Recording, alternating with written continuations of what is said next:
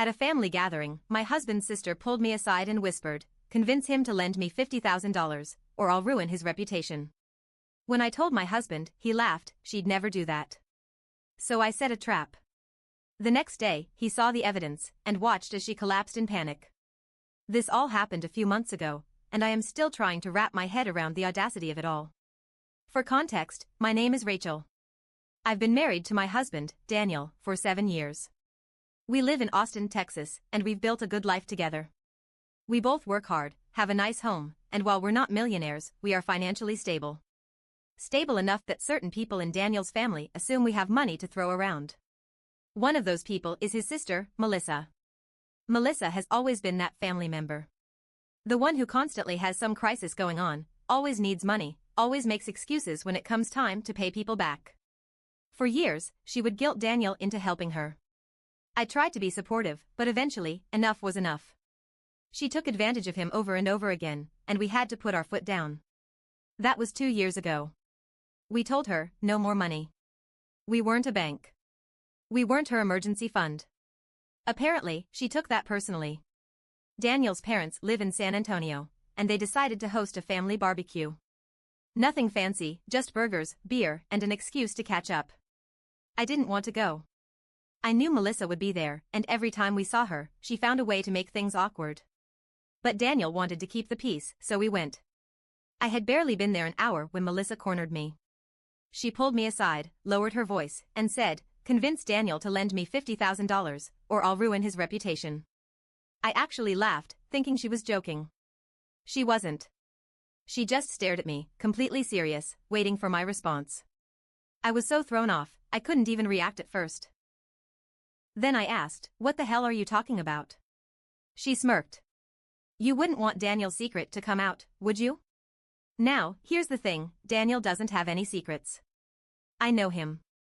He's the most straightforward, honest guy I've ever met. If he had some deep, dark secret, I would know. So I just crossed my arms. What secret? Melissa tilted her head like she was trying to decide how much to say. Then she leaned in and whispered, "If you don't help me, you'll find out." I was done. I straightened up and said, "We're not giving you a dime, Melissa. And whatever game you're playing, it's not going to work." She shrugged. "You'll change your mind." And then she walked away. Just like that. I stood there, heart pounding, trying to process what had just happened. I needed to tell Daniel. On the way home, I told him everything. Word for word. He laughed. "Melissa would never do that," he said, shaking his head. "She's a pain, but she wouldn't actually try to blackmail me." I turned in my seat to face him. "Daniel. She literally threatened you." In those exact words. He smiled like I was overreacting. "Come on, Ratch. If she had anything on me, I'd know about it." I wanted to scream. This is the thing about Daniel, he always wants to see the good in people. Especially his family. I love that about him, but sometimes? It's infuriating. He thought Melissa was just being dramatic. That she was bluffing. I wasn't so sure. I couldn't stop thinking about what Melissa said. If she was bluffing, I wanted proof. And if she wasn't? I needed to know what the hell she thought she had on my husband. So I texted her the next day. "Melissa, I thought about what you said. Can you send me some proof?" She responded instantly. "Meet me at that little coffee shop on 6th Street. Alone." I didn't like that. But fine. I'd play along. I showed up with a hidden camera, an old phone in my purse, recording audio and video. Nothing fancy, but enough to catch whatever she was planning. Melissa was already there, sipping her overpriced latte. She was smug, like she had already won. "You're smart," she said, setting her cup down. "Daniel would never believe me without proof." So here, she pulled a USB drive from her bag and slid it across the table. "Everything you need is on there," she said, smiling. "Now, be a good wife and make sure Daniel pays up." I took the drive, keeping my face neutral. "What exactly is on here?" She leaned in, dropping her voice. "Let's just say, it's emails between Daniel and another woman. Some texts. Pictures. Pretty convincing, right?" My stomach twisted. Not because I believed her, but because I knew this was fake. Melissa was trying to frame Daniel for cheating. I forced myself to nod. I need to look at this before I say anything to him. She sat back, sipping her coffee like she hadn't just tried to ruin my marriage. No rush. But don't take too long. I took the USB and left. I was shaking by the time I got to my car. I had proof. I had everything I needed. Now? It was time to show Daniel exactly what his sister was capable of. When I got home, Daniel was on the couch watching TV, completely unaware that his sister had just handed me a pile of fake evidence against him. I dropped my purse on the counter and held up the USB. She gave me this, I said. My voice was calm, but my hands were shaking. She says it's proof that you cheated. Daniel sat up, his eyebrows pulling together. What? I tossed it onto the coffee table. Melissa says you've been having an affair. That this has all the emails, texts, and pictures to prove it. His face went pale. Not guilty pale. Shocked pale. Rachel, he said slowly, like he wasn't sure if I believed him or not. You don't actually think I cut him off. I don't believe her for a second, Daniel. But you said she was bluffing. This? I pointed at the USB. This isn't a bluff. She planned this. He stared at it like it was a bomb about to go off. Then, without a word, he grabbed his laptop, plugged the USB in, and clicked on the files. The first thing we saw was a folder labeled Read This First. Inside was a document with a simple message: if you want this to go away, $50,000 will do it. Daniel exhaled sharply. She really did this. I sat beside him, heart racing. Keep going. He clicked on another folder labeled Messages, and that's when we saw the fabricated texts. They were from a number that looked like Daniel's, same area code, same last 4 digits, but something felt off. The messages were too perfect, like they had been written by someone who had never actually seen Daniel text before. I can't wait to see you again. I wish I could leave Rachel for you. You're the only one who makes me happy. I wanted to throw up. It was so obviously fake, but it still made my blood boil. Then came the emails. Some were supposedly from Daniel's work email. Others from a personal account that didn't even exist. The messages followed the same pattern: fake confessions, fake longing, fake desperation. Daniel scrolled faster, his hands shaking with anger. Then we opened the last folder. Pictures. And that's when we saw the worst part. It was Daniel's face, photoshopped into pictures with some random woman. Some were innocent, him sitting at a restaurant, standing outside a hotel, but others? Others were explicit. Daniel slammed the laptop shut and stood up so fast the chair nearly toppled over. His hands clenched into fists. She actually did this, he whispered. She actually tried to destroy my marriage. I was shaking with rage. She didn't just try. She expected me to believe it. Daniel started pacing, rubbing his face. How the hell did she even get those pictures of me? That's when it hit me. She stole them, I said. Off your social media. Off mine. She found random pictures of you and edited them. Daniel ran a hand through his hair. This is insane. I nodded. And now we have to decide what to do. Before we could even process our next move, Daniel's phone rang. It was his mother. The moment he answered, I could hear her panicked voice through the speaker. Daniel, thank God. You need to come over. It's Melissa, she's saying all these crazy things about you, about Rachel. She's crying, saying you two are threatening her? My mouth dropped open. Daniel's face went red. What? We haven't even spoken to her. She called us an hour ago, his mom continued. She's saying you hacked into her accounts, that you tried to ruin her life, that you're trying to frame her for something. Daniel, what the hell is going on? I couldn't believe it. Melissa knew we had the proof, and instead of backing down, she was flipping the script. Daniel was seething. Mom, listen to me, Melissa is lying. She just tried to blackmail us for 50 grand. There was a long silence.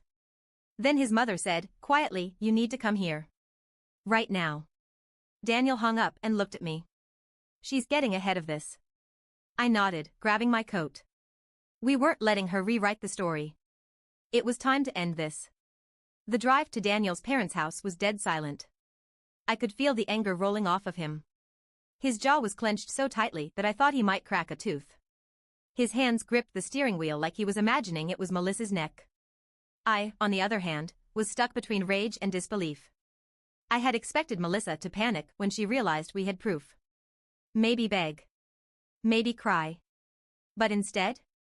She was doubling down. Flipping the story. Telling Daniel's parents that we were the villains. I checked my phone. 10 missed calls from Melissa. I ignored them.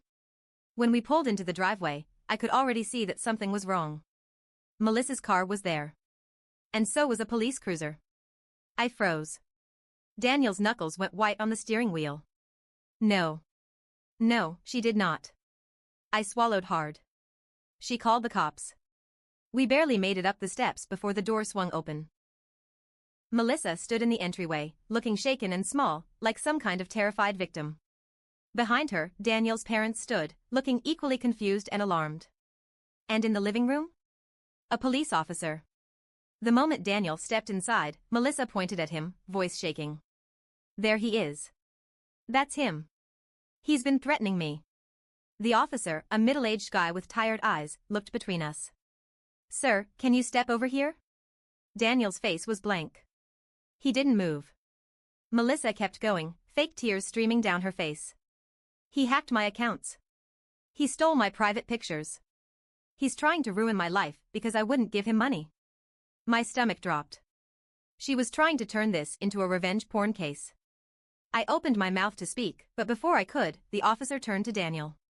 Sir, do you have any devices on you? A phone, a laptop? Daniel exhaled sharply. Yeah. My phone is in my pocket. I'm gonna need to hold on to that for now. I snapped. Are you kidding me? She's lying. We have proof that she was the one trying to blackmail us. The officer held up a hand. Ma'am, I just need to. No, I cut in. You don't get to treat my husband like a criminal because his sister is a manipulative liar. Daniel's mom gasped. His dad, who had been quiet this whole time, finally spoke. Melissa, what the hell is going on? Melissa burst into full sobs. I was scared, Dad. I didn't know what else to do. Daniel has all these pictures of me, he hacked my accounts, I just didn't want him to ruin my life. The officer frowned. Miss, do you have proof of this? Melissa hiccuped. I deleted my accounts because I was so scared. But I have a text. She pulled out her phone and held it up. Look. He texted me this morning saying he was going to destroy me if I didn't give him money. The officer took the phone and read the message. Daniel didn't even look at it. It's fake. The officer's gaze flicked up. Sir, do you have proof of that? And that's when I smiled. Because yes. Yes, we did. I pulled out my phone and clicked on the voice recording from the coffee shop. I turned the volume all the way up and hit play. And then, right there, in front of the cop, Daniel's parents, and Melissa herself, we all heard her say it. Convince Daniel to lend me $50,000, or I'll ruin his reputation. The room went silent. Melissa's face drained of color. Daniel's mother covered her mouth. His father took a step back like he had just realized his daughter was a stranger. And the officer? He paused the recording and looked at Melissa. Miss, do you want to explain this? Melissa collapsed onto the couch, shaking. Nothing. No words. No excuse. She had lost. Daniel let out a bitter laugh. Yeah. That's what I thought. The officer sighed and rubbed his temples. Well. This just became a different conversation. I folded my arms. So what happens now? He looked at Melissa. Ma'am, at the very least, this is attempted fraud. And if they want to press charges, it could go a lot further. Melissa let out a choked sob. Daniel's parents looked horrified. Daniel looked exhausted. And me? I wasn't done yet. Because Melissa had one more lesson to learn. The silence in the living room was heavy, like the air before a storm. Melissa was still on the couch, face pale and blotchy from crying. The officer looked tired, Daniel's parents looked wrecked, and Daniel, he looked like a man who had finally seen his sister for what she really was. But I wasn't done yet. I took a step forward. Melissa, why? She blinked up at me, her lip trembling. Why go this far? The fake texts, the photos, the police? What the hell is wrong with you? She shook her head, eyes darting to Daniel, to her parents, then to the officer, like she was searching for someone to save her. No one spoke. No one moved. And then, Melissa cracked. I needed the money, she whispered. I scoffed. So you tried to destroy your own brother's life? She covered her face. I didn't think it would go this far. I thought if I scared you, you'd pay me off. Daniel let out a humorless laugh. Scared us? You tried to make my wife think I was cheating. You tried to turn my own parents against me. And when that didn't work, you called the cops on me? Do you even realize what you've done? Melissa's head snapped up, and suddenly, the tears were gone.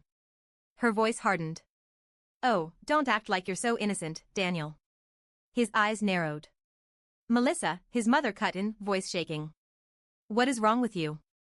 Melissa's hands curled into fists. You all want to act like I'm some monster, but let's not forget, I'm the one who always got left behind. I was the one struggling while Daniel got everything. Daniel's father, who had been silent this whole time, finally spoke. That's not true. Melissa let out a bitter laugh. It's not? Daniel got the best schools. The best job. The house. The perfect marriage. And what did I get? A lifetime of being the family failure. And then, when I finally needed help, you all just threw me away. Her voice cracked at the end, but I didn't feel sympathy. Not after what she had done. Daniel stared at her like she was a stranger. We didn't throw you away, Melissa. We gave you chances. Over and over again. And you took advantage of every single one of them. Melissa shook her head, tears slipping down her face. You don't get it. You never will. She turned to her parents, pleading now. You believe me, right? Her mother wouldn't meet her eyes. Her father just shook his head. Melissa, you need help. That broke her. She let out a choked sob, pressing a hand to her mouth. And just like that, it was over. The officer sighed, shifting on his feet. Mr. and Mrs. Cole, do you want to press charges? I turned to Daniel. This was his choice to make. He stared at his sister for a long moment. Then he exhaled, long and slow. No, he said finally. I just want her out of our lives.